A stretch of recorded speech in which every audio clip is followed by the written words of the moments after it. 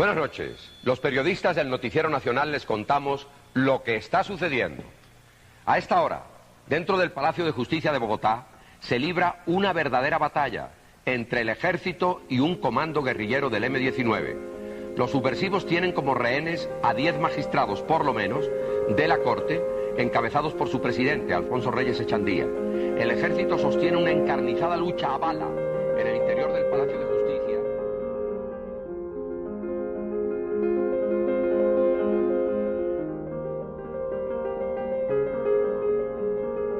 Ese día, la ciudad se detuvo.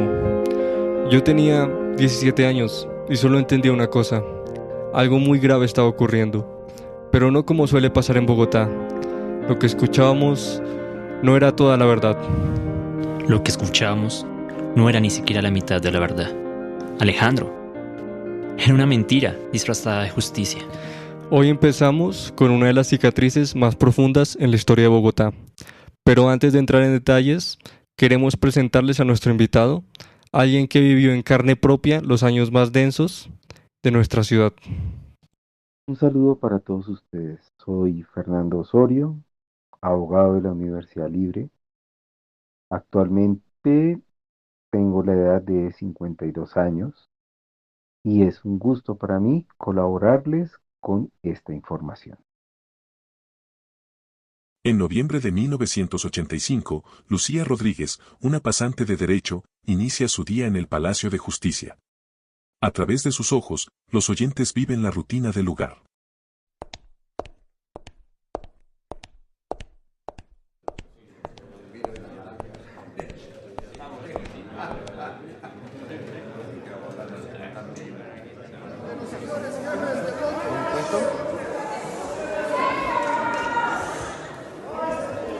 Ante el pedido de los señores jefes de bloque que le dirija a todos los asambleístas lo hagan.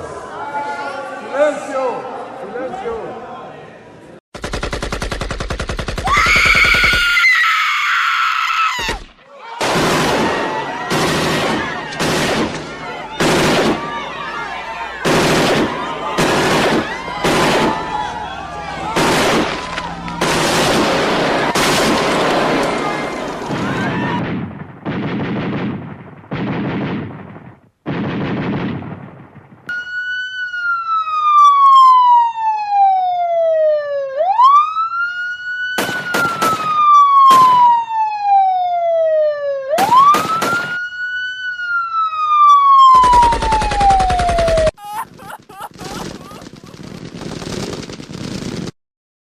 Murieron 111 personas entre magistrados, funcionarios, civiles, guerrilleros y uniformados. También 11 personas fueron desaparecidas. Durante este lamentable acontecimiento, se perdieron innumerables grabaciones y documentos entre el fuego y la multitud, aunque no se saben las causas reales a ciencia cierta.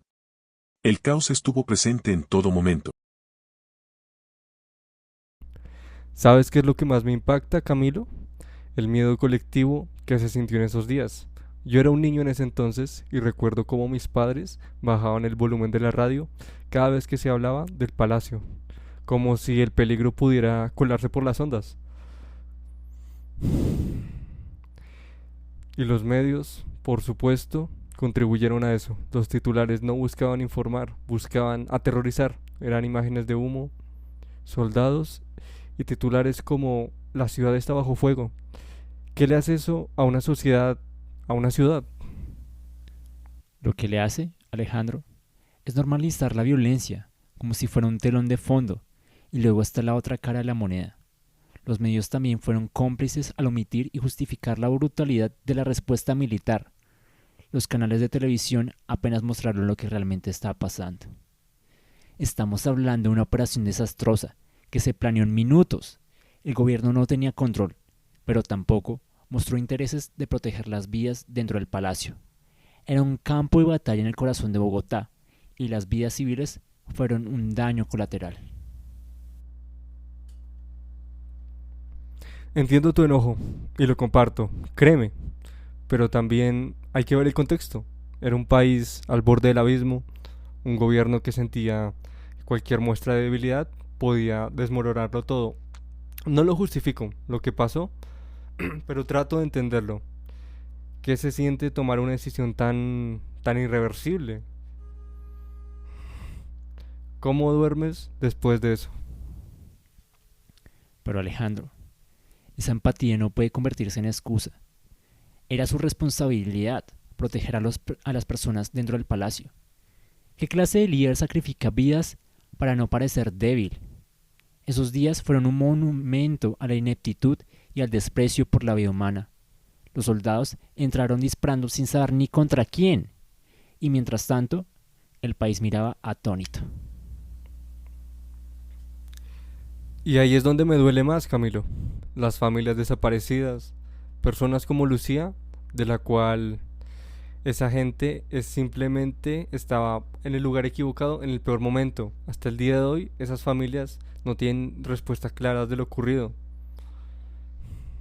¿Qué haces cuando el mismo Estado que debería protegerte se convierte en un número más en la lista de desaparecidos?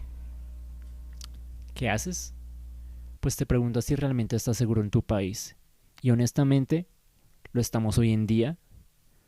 ¿Cuánto hemos cambiado realmente desde ese entonces, Alejandro? Mira lo que pasa ahora.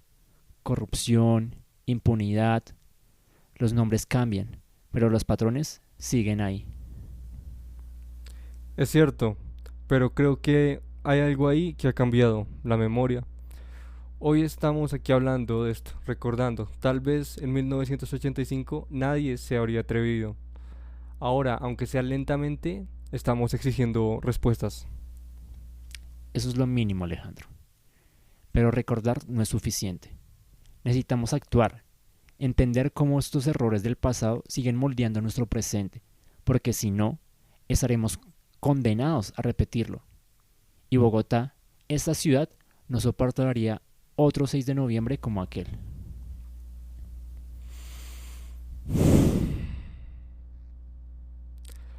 A ustedes que nos escuchan, ¿qué recuerdan de estos días?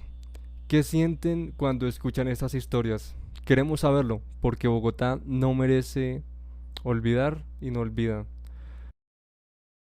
Volviendo con nuestro invitado, señor abogado Fernando Osorio, díganos en sus propias palabras, ¿qué fue lo que realmente pasó ese día?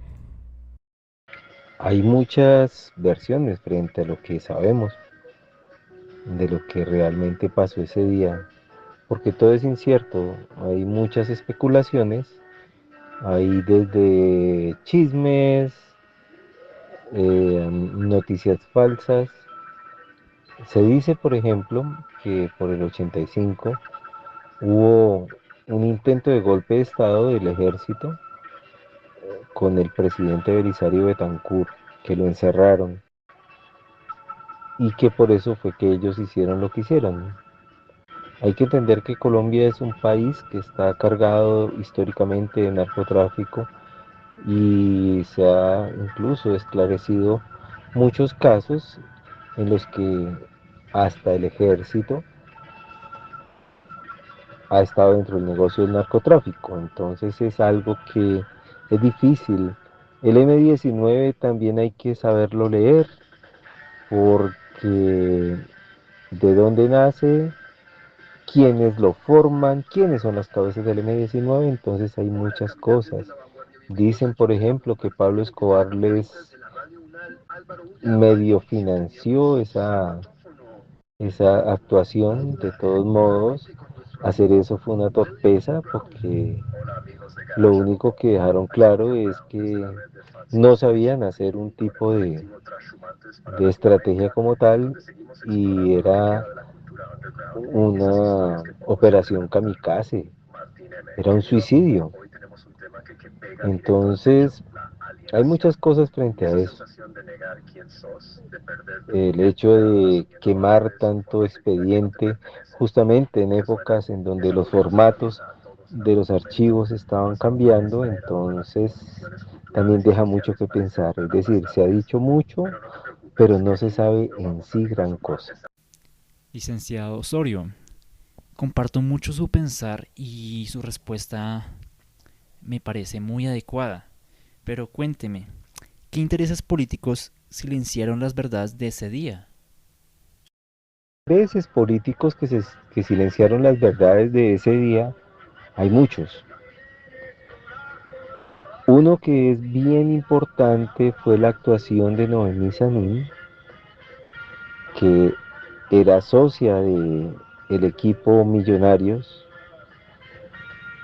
y para distraer, o al menos eso es lo que nosotros como personas del común supusimos, para distraer sobre todo ese tal golpe de estado que le estaban dando los, los militares al presidente, se inventaron un partido de Millonarios, no sé con cuál equipo, porque yo nunca he sido amante del fútbol, ni mucho menos.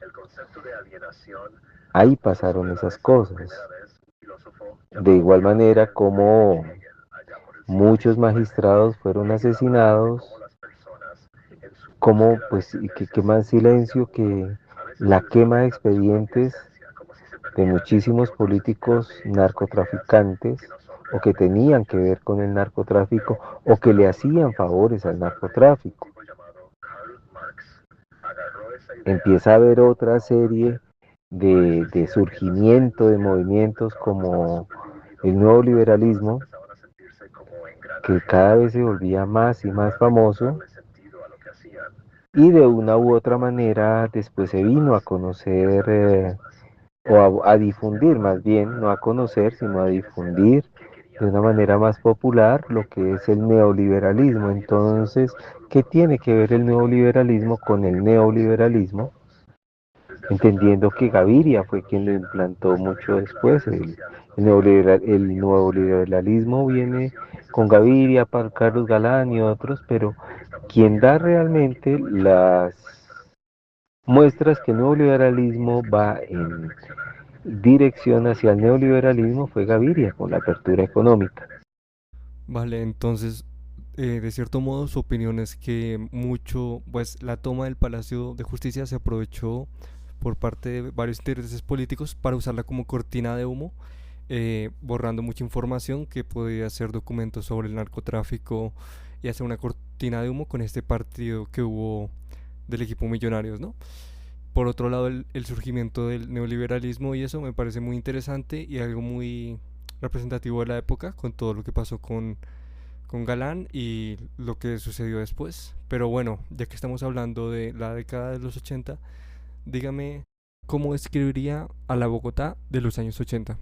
Los 80 es un momento clave porque principalmente empezó la música a afectar bastante el comportamiento de los pelados, de los muchachos. Entraba el rock en español, dejaba de ser la salsa el ritmo fundamental, también entra el merengue y una cantidad de géneros que en ese momento se llamaban underground. Es el momento de la diferencia entre el metal y el punk. Habían algunos bares y en sí Bogotá era una ciudad relativamente caótica, sobre todo por el transporte. Como melómano que soy yo, me parece muy interesante y me agrada mucho. Me parece una chimba que durante estas épocas la música underground haya tenido una relevancia muy importante. Y claro, hay mucha música, sobre todo en el rock, que fue protesta y también en otros géneros que sirvió para desahogar a muchas personas y para que muchas personas encontraran un auxilio en esta frustración y en esta agonía que se vivía durante estas fechas. Pero bueno, dejando eso un poco de lado, cuénteme qué impacto tuvo esto en la gente común. De justicia, o sea, hablando de la experiencia como muchacho, quedó fue como una especie de miedo y de una u otra manera el M-19 se volvió famoso. Hay que acordar que el M-19 antes hizo otra cosa importante que fue tomarse la embajada de República Dominicana, también el robo de las armas del Cantón Norte y la Espada de Bolívar. Pero con esto el M-19 quedó de cierta manera para ciertos grupos políticos, como eran los de izquierda, con un manto de dudas si realmente eran de izquierda o no, o si le estaban haciendo favores a los grupos narcotraficantes. Entonces se separaron más las izquierdas y ya en los adultos pues estaba bastante, digamos, latente en el aire que podía haber algo muy parecido al Bogotazo, que fue cuando asesinaron a Jorge Eliezer Gaitán, pero bueno, afortunadamente no pasó nada. Bueno, según nos cuenta, el M-19 se dio a conocer más ante Colombia y el mundo con la toma del palacio, pero antes ya habían cometido actos de cierto modo que terrorista, pero no, ¿sabes? Realmente ellos iban con sus ideales de izquierda, pero con esto se empezó a ver diferente, ¿cierto? Se empezó a poner en duda sus ideales y sus intereses, si realmente abogaban por sus ideas o eran otra forma de apoyo al narcotráfico, lo cual lo veo con bastante sentido. Y ya que estamos hablando de pues lo que pasó en Colombia en esas épocas, hábleme usted de qué representaba para los bogotanos el Palacio de Justicia. El Palacio de Justicia era un edificio absolutamente bello, parecía muy egipcio, era realmente portentoso. Y en la Plaza de Bolívar pues quedaba supremamente imponente. Muy diferente al nuevo Palacio de Justicia, que es bastante chabacán en su arquitectura. Sí, lamentablemente yo no pude conocer el anterior Palacio de Justicia antes de que se viviera todo esto. Pero bueno, ahora solamente quedan esos restos, esa representación en una estructura de lo que pasó en ese entonces, que algunos colombianos se acordarán de esos sucesos y otros solamente nos queda recordar parte de esa historia. Pero bueno, ¿qué impacto tuvo la toma del Palacio de Justicia en la percepción de las instituciones públicas? Tuvo de percepción en las en cuanto a las instituciones públicas, fue de diversa índole. Primero, la debilidad. Segundo, la corrupción que pasó en el ejército, porque fueron dos lugares, digamos, dos centros militares, la Escuela de Caballería y la Escuela de Servicios, los que más casos de desapariciones tuvieron. Entonces el ejército ahí volvió a ser otro foco de crítica. Igualmente la policía, se dejó clara la debilidad del presidente Belisario Betancur, la corrupción de otros políticos, como dijimos antes, la borrada de mucha información. Entonces al principio causó bastante conmoción, pero después el Palacio de Justicia fue más bien un símbolo de impunidad de los narcotraficantes.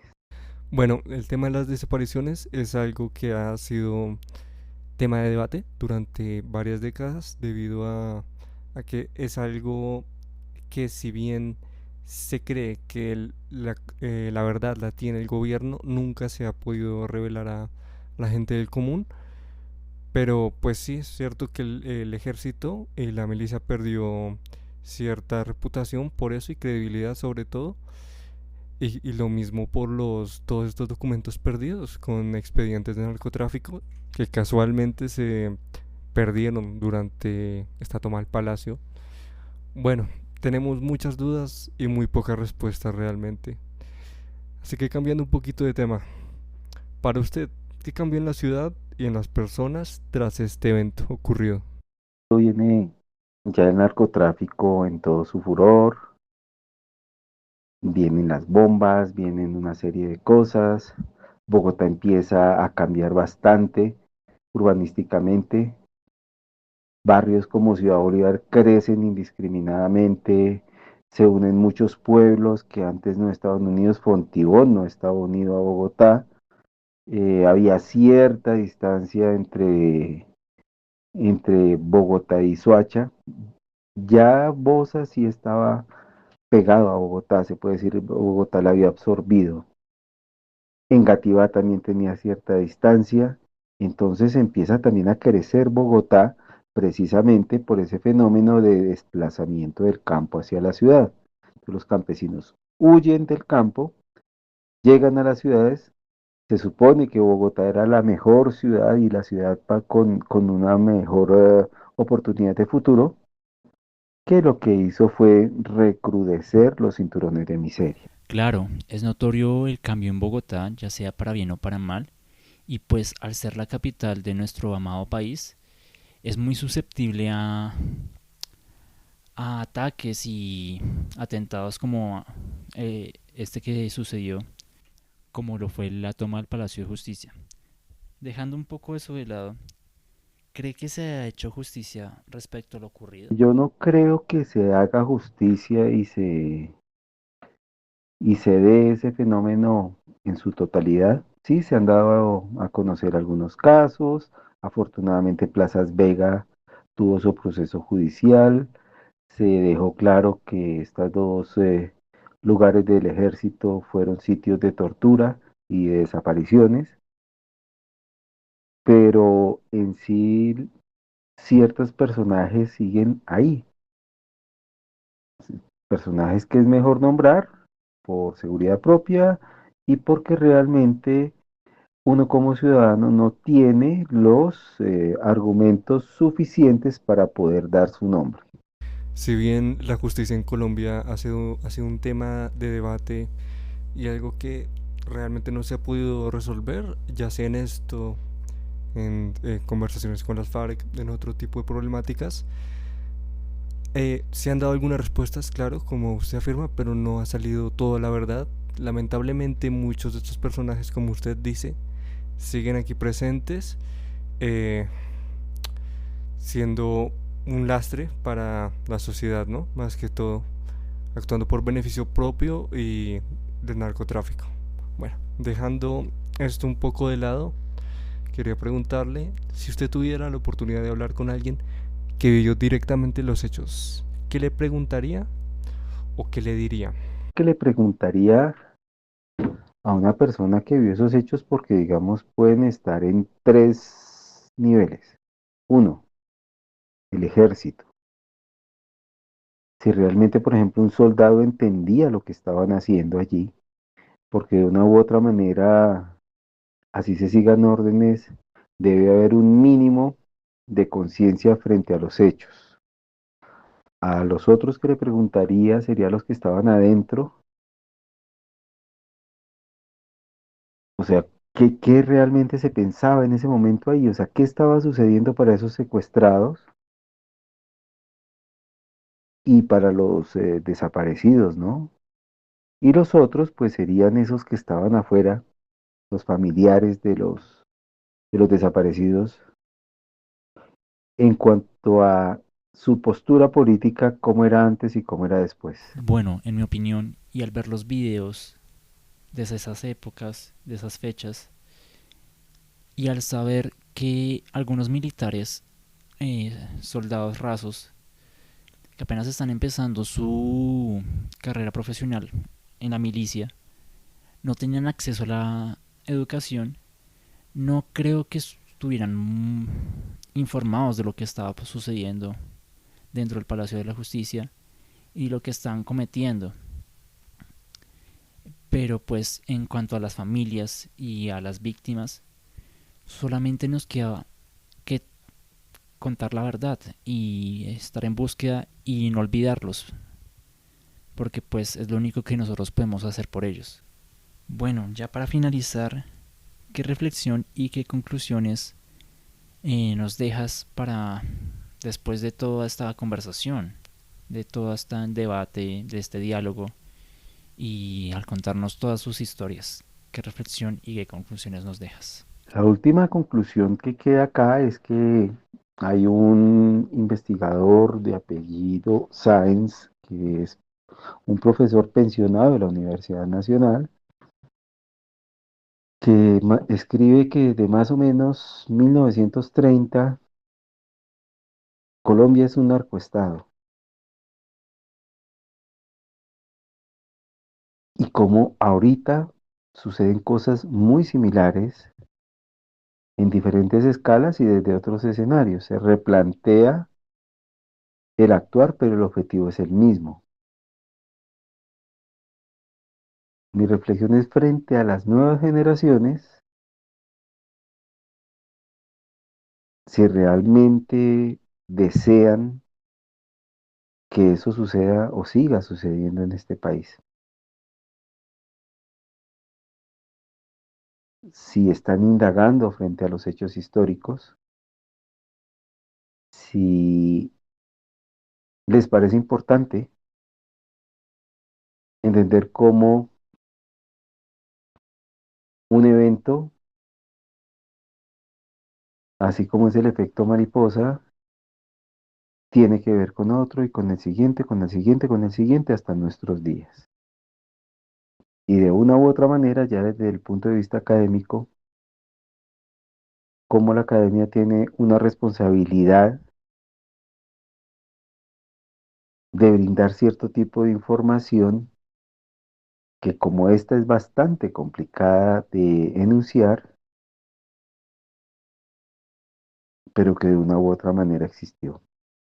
Del Palacio de Justicia se dice mucho, pero realmente no se sabe nada. Incluso lo que yo aquí estoy diciendo puede que sea verdad, puede que sea falso. Mira, Alejandro, hay algo que siempre me ha intrigado sobre la toma del Palacio de Justicia. No solo es lo que pasó ahí adentro, sino lo que desapareció después. Documentos clave, expedientes de investigaciones sensibles. ¿Sabías que esos archivos no solo eran sobre narcotráfico? También había cosas de políticos importantes, alianzas turbias y todo eso. Como si nunca hubiera existido.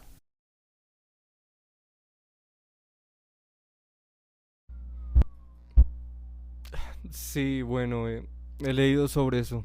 Es trágico, pero ¿qué esperabas? Era el caos, Camilo. Entre el fuego y las explosiones, es normal que se perdieran documentos. Nadie estaba pensando en esos archivos cuando esas vidas estaban en juego. Claro, pero no estamos hablando de papeles sueltos que se quemaron por accidente. Estamos hablando de expedientes completos, de registros de que casualmente desaparecieron después del rescate. ¿No es eso raro que nadie haya dado explicaciones claras? Es como si el palacio hubiera sido la excusa perfecta para borrar huellas. Camilo, entiendo tu punto, pero creo que estás entrando en terreno especulativo. A veces las cosas simplemente se pierden. ¿Por qué siempre tiene que haber una conspiración detrás de todo esto?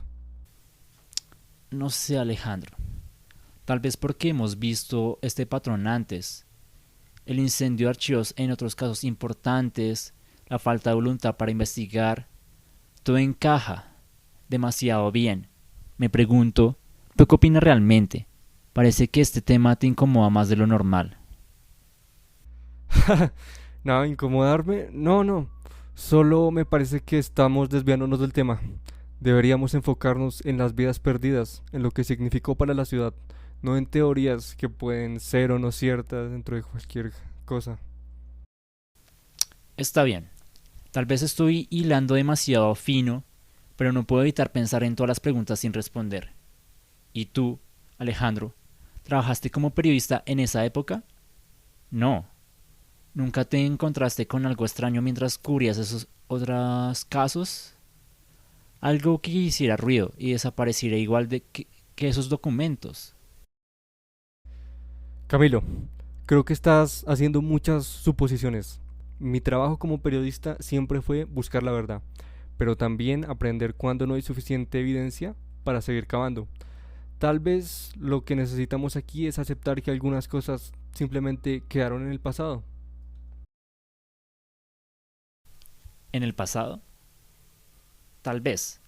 O tal vez no queremos aceptar lo que realmente significaría. Descubrir esas respuestas, bueno, será un misterio más para esta ciudad que se alimenta de secretos.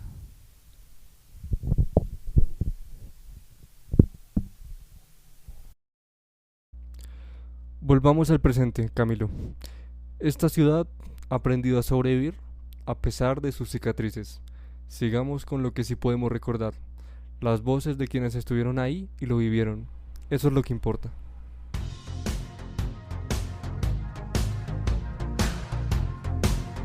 La pregunta no es solo qué pasó en 1985, sino qué nos dice esto sobre quienes somos hoy en día.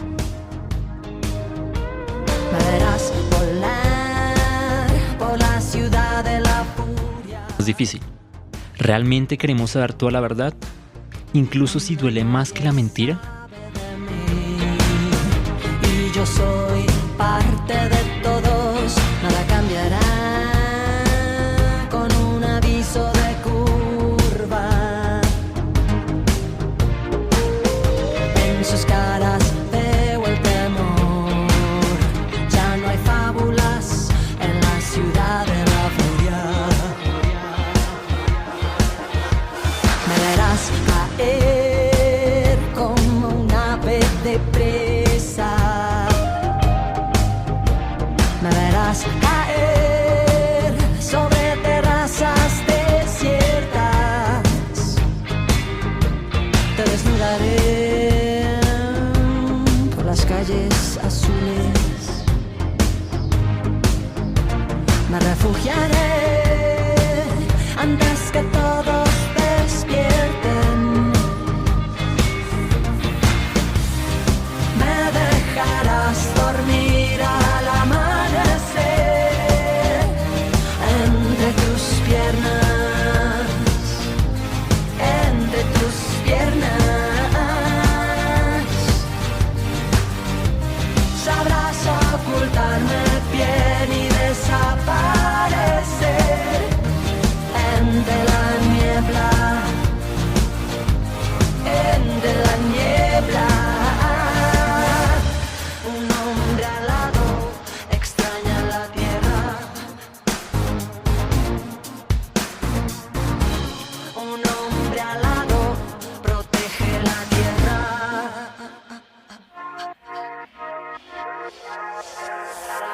Me verás volar por la ciudad de la furia, donde nadie sabe de mí y yo soy parte de todos. Con la luz del sol se derriten mis alas. Solo encuentro en la oscuridad lo que me une con la ciudad de la furia.